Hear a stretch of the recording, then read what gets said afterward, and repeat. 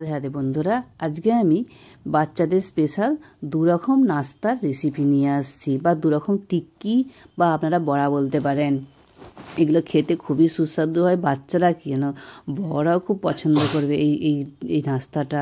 আর আপনারা লাঞ্চ বক্সেও দিতে পারেন বা বাড়িতেও বাচ্চাদের খাওয়াতে পারেন। খুবই সুস্বাদু খেতে এবং খুবই পুষ্টিকর।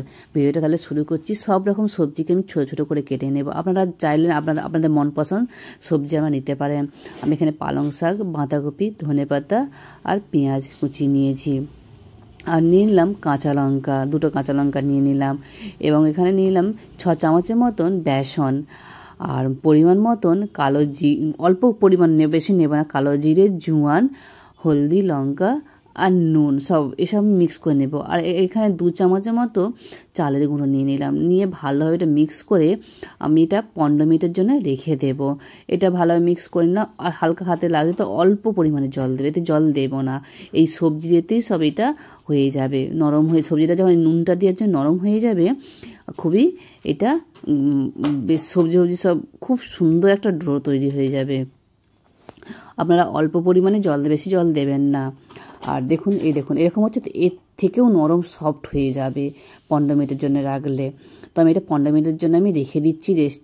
এদিকে আমি কড়াতে তেলটা গরম করে নিলাম। দেখুন এইভাবে বেনে যাবে, দেখুন কতটা পাতলা বেনে গেছে। তাই আর এইভাবে আমি সেট করে এক একটা করে আমরা যেরকম শেপ দিতে পারবেন সেরকম। আমি গোলাকার শেপ দিচ্ছি, আমরা চাই লম্বা, আপনারা যে কোনো শেপ দিতে পারেন।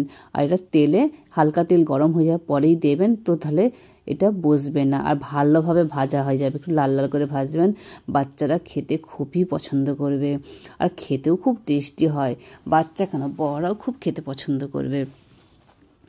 আর যে কোনো বাচ্চারা যে সবজি খেতে চায় না, এইভাবে বানিয়ে খাওয়াবেন, বাচ্চারা খুবই খুশি মনে খেয়ে নেবে। আর ওইভাবে এগুলো না উল্টে পাল্টে ভালোভাবে ভেজে নেব, যে একটু বেশ লাল করে ভাজবেন, তো খেতে খুবই সুস্বাদু হয়। আর সব রকম সবজির জন্য দেওয়ার জন্য না টেস্টটাও খুব অসাধারণ হয়। বন্ধুরা, আপনারা অবশ্যই একবার বানিয়ে খেয়ে দেখবেন, ফের কমেন্ট করে জানাবেন যে কেমন বানিয়েছি আর কেমন লেগেছে খেতে এইটা। আর একবার বানিয়ে খেলে না বারবার বানিয়ে খেতে মন হবে। সব রকম সবজির টেস্টটাই আলাদা হয়।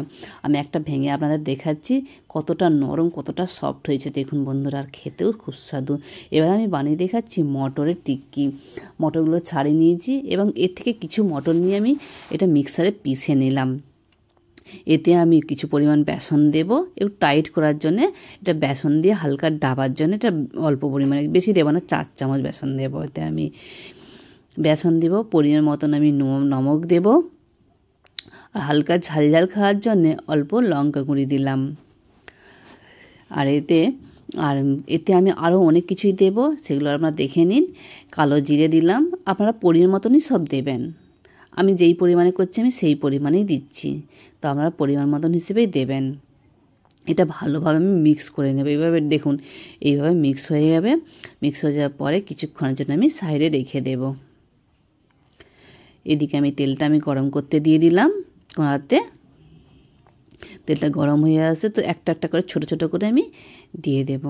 আপনারা চাইলে বড় বড় বানাতে পারেন বা লম্বা লম্বা বানাতে পারেন, আপনারা যেমন চাইবেন তেমন, কিন্তু খেতে খুব সুস্বাদু। একবার বানিয়ে দেখবেন বন্ধুরা, খুব টেস্টি হয় মটরের এই টিক্কি বা বড়া। এইভাবে উল্টে পাল্টে ভেজে নেব। আর এতটাই সফট, এতটাই নরম হয় যে বাচ্চারা একবার খেলে বলে মা আবার বানাও। আর আমার ভিডিওটা ভালো লাগলে আমার চ্যানেলটাকে অবশ্যই সাপোর্ট করবেন এবং কমেন্ট করে জানাবেন যে ভিডিওটা কেমন হয়েছে। এরকম ভিডিও দেখতে হলে অবশ্যই কমেন্ট করে জানাবেন বন্ধুরা। আশা করি সবাই ভালো থাকবেন। আর দেখুন কতটা নরম হয়েছে, বাচ্চাদের অবশ্যই বানিয়ে খাওয়াবেন। রাধে রাধে। আপনারা সবাই ভালো থাকবেন, সুস্থ থাকবেন।